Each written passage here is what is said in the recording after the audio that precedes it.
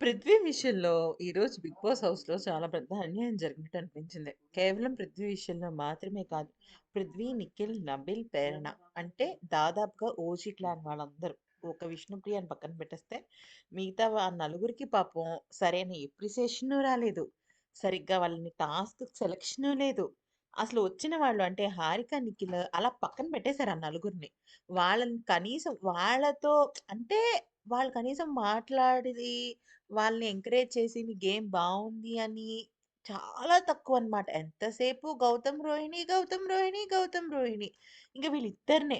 అయితే ఏమైందంటే ఒక్కొక్కళ్ళు ఒక్కొక్క టాస్క్ ఆడి ఇంప్రెస్ చేసే క్రమంలో పృథ్వీ హ్యాండ్ రెస్లింగ్ ఆడతాడు. గౌతమ్‌ని జస్ట్ 2 సెకండ్స్, 3 సెకండ్స్‌లో డమ్మని కింద పడేస్తాడనమాట.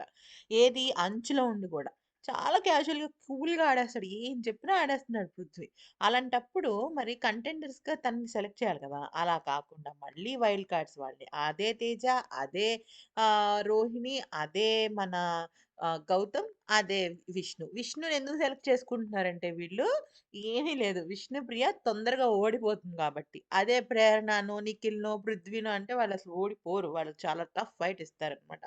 వచ్చిన హారిక అండ్ అఖిల్ కూడా ఎంతసేపటికి వైల్డ్ కార్డ్స్ వల్లే గేమ్ బావుంది. Wild cards, wild cards, wild cards అంటున్నారు. కానీ పాపం ఫస్ట్ 6, 7 వారాలు ఆడింది ఓజీ క్లాన్ వాళ్ళే కదా! వైల్డ్ కార్డ్స్‌తో టఫ్ కాంపిటీషన్ ఇచ్చింది వాళ్ళే గదా! ఇంక అఖిల్ మరీ ఎక్కువ ఎక్స్‌పోజ్ అయిపోతున్నాడు. అంటే గౌతమ్ విన్నర్ అన్నట్టుగా మాట్లాడుతున్నాడనమాట. విన్నరా, రన్నరా అనేది చెప్పకూడదు. వాళ్ళకి జస్ట్ క్యాజుయల్‌గా అనాలంతే. ఈ గేమ్ ఇలా బావుంది. ఇప్పుడు నిఖిల్ ఉన్నాడు. నువ్వు కామ్‌గా ఉంటావు. కంపోజ్డ్‌గా ఉంటావు. బావుంది.